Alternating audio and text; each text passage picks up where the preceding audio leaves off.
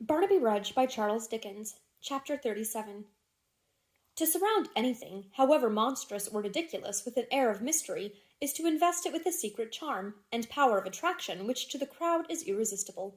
False priests, false prophets, false doctors, false patriots, false prodigies of every kind, veiling their proceedings in mystery, have always addressed themselves at an immense advantage to the popular credulity, and have been, perhaps, more indebted to that resource in gaining and keeping for a time the upper hand of truth and common sense than to any half-dozen items in the whole catalogue of imposture. Curiosity is, and has been from the creation of the world, a master passion.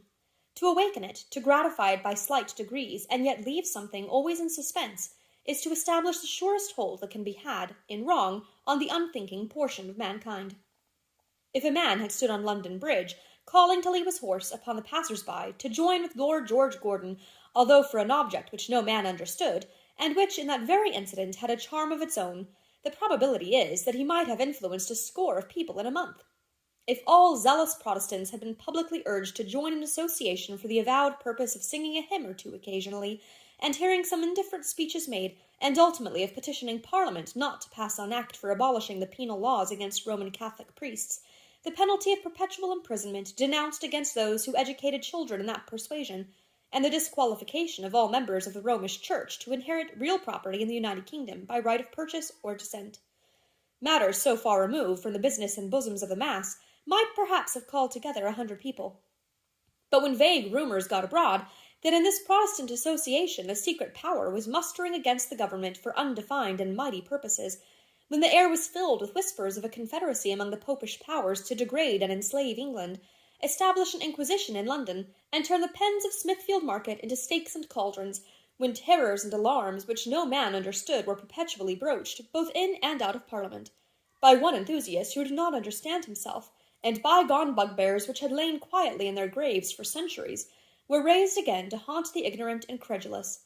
When all this was done, as it were, in the dark, and secret invitations to join the great Protestant association in defence of religion, life, and liberty were dropped in the public ways, thrust under the house doors, tossed in at windows, and pressed into the hands of those who trod the streets by night, when they glared from every wall, and shone on every post and pillar, so that stocks and stones appeared infected with the common fear, urging all men to join together blindfold in resistance of they knew not what, they knew not why. Then the mania spread indeed, and the body, still increasing every day, grew 40,000 strong. So said, at least, in this month of March, 1780, Lord George Gordon, the association's president. Whether it was the fact or otherwise, few men knew or cared to ascertain.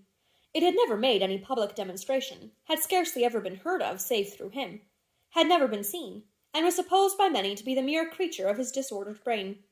He was accustomed to talk largely about numbers of men, stimulated, as it was inferred, by certain successful disturbances, arising out of the same subject which had occurred in Scotland in the previous year, was looked upon as a cracked-brained member of the lower house, who attacked all parties and sided with none, and was very little regarded. It was known that there was discontent abroad. There always is. He had been accustomed to address the people by placard, speech, and pamphlet, upon other questions. Nothing had come in England of his past exertions, and nothing was apprehended from his present.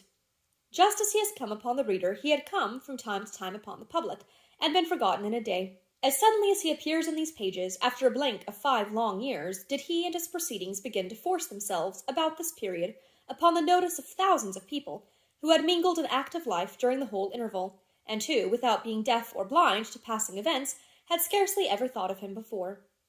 "My lord," said Gashford in his ear, as he drew the curtains of his bed betimes. "My lord."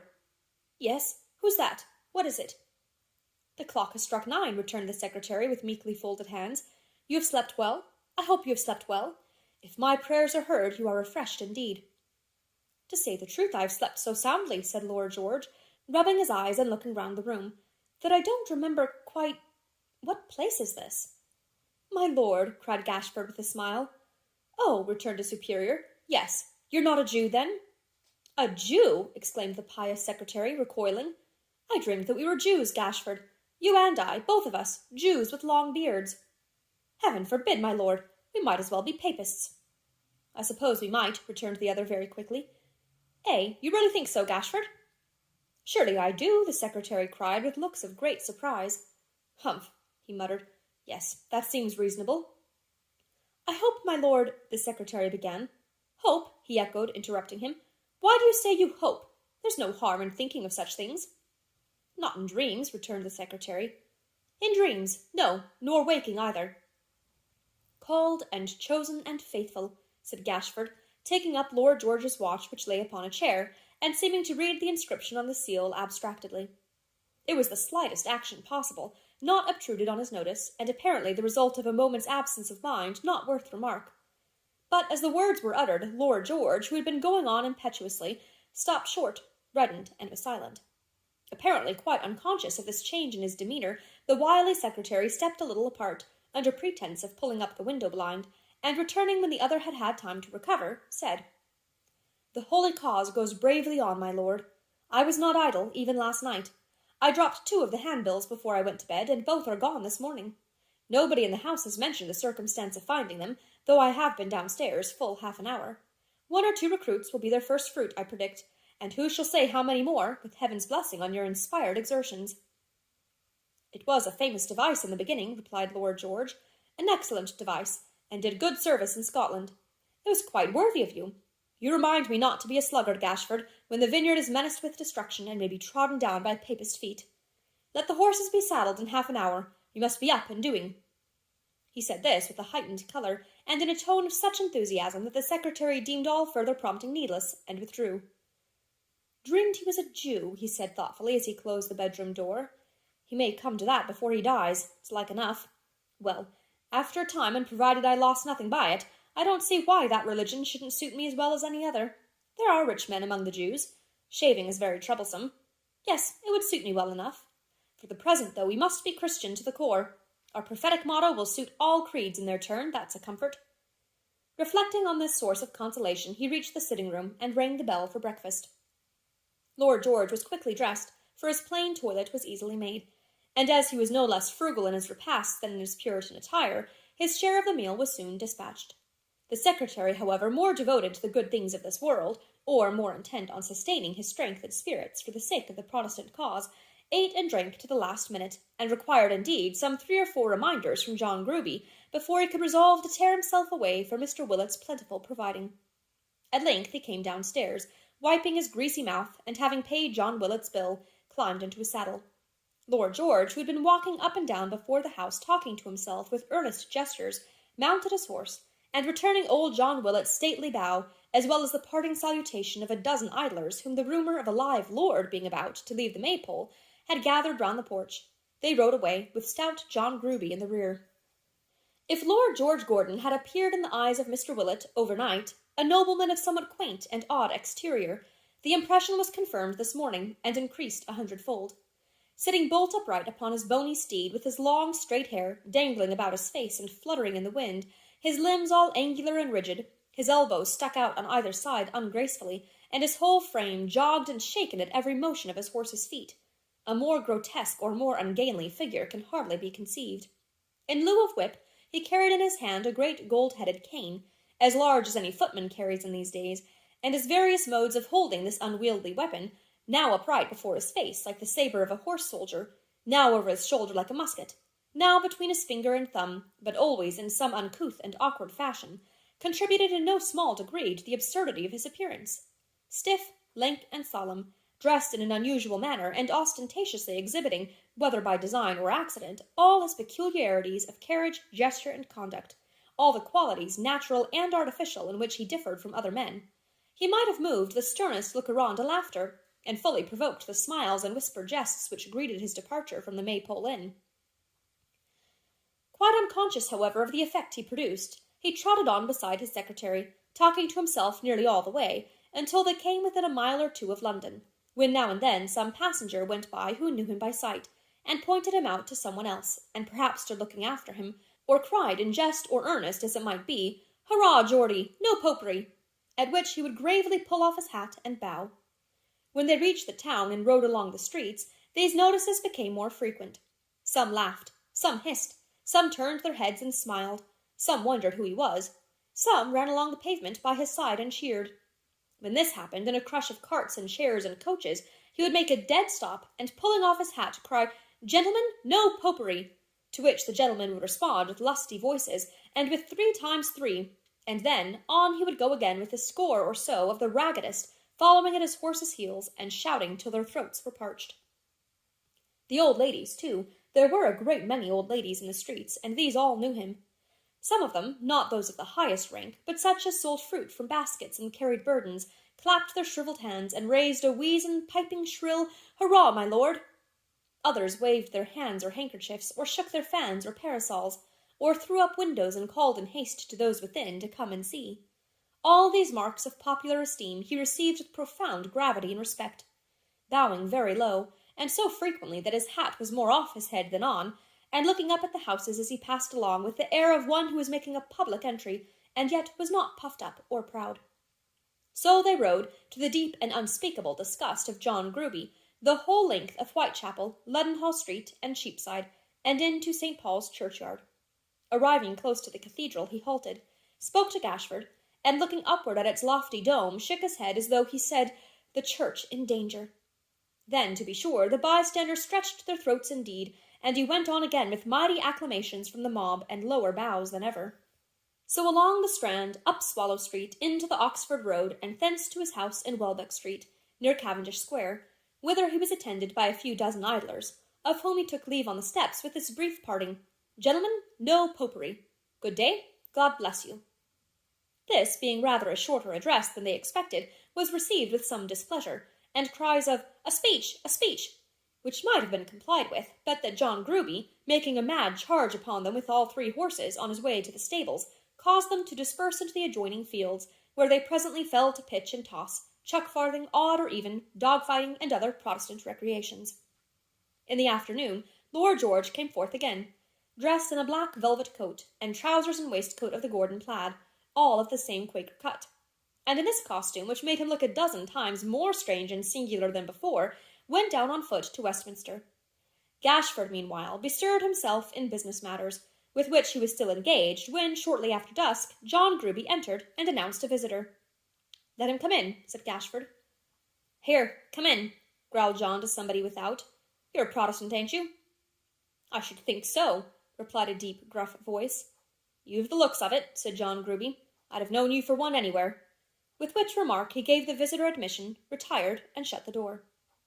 The man who now confronted Gashford was a squat, thick-set personage, with a low, retreating forehead, a coarse shock head of hair, and eyes so small and near together that his broken nose alone seemed to prevent their meeting and fusing into one of the usual size.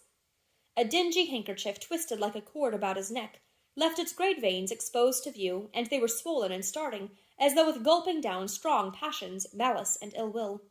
His dress was of threadbare velveteen, a faded, rusty, whitened black, like the ashes of a pipe or a coal fire after a day's extinction, discoloured with the soils of many a stale debauch, and reeking yet with pothouse odours. In lieu of buckles at his knees, he wore unequal loops of pack-thread, and in his grimy hands he held a knotted stick, the knob of which was carved into a rough likeness of his own vile face. Such was the visitor who doffed his 3-cornered hat in Gashford's presence, and waited, leering for his notice. "Ah, Dennis," cried the secretary, "sit down." "I see my lord down yonder," cried the man, with a jerk of his thumb towards the quarter that he spoke of, "and he says to me, says my lord, 'If you've nothing to do, Dennis, go up to my house and talk with Muster Gashford.' Of course I'd nothing to do, you know. These ain't my working hours. Ha, ha! I was a-taking the air when I see my lord, that's what I was doing. I takes the air by night, as the Howells does, Muster Gashford." "And sometimes in the daytime, eh?" said the secretary, "when you go out in state, you know." "Ha, ha!" roared the fellow, smiting his leg. "For a gentleman as all say a pleasant thing in a pleasant way, give me Muster Gashford again, all London and Westminster.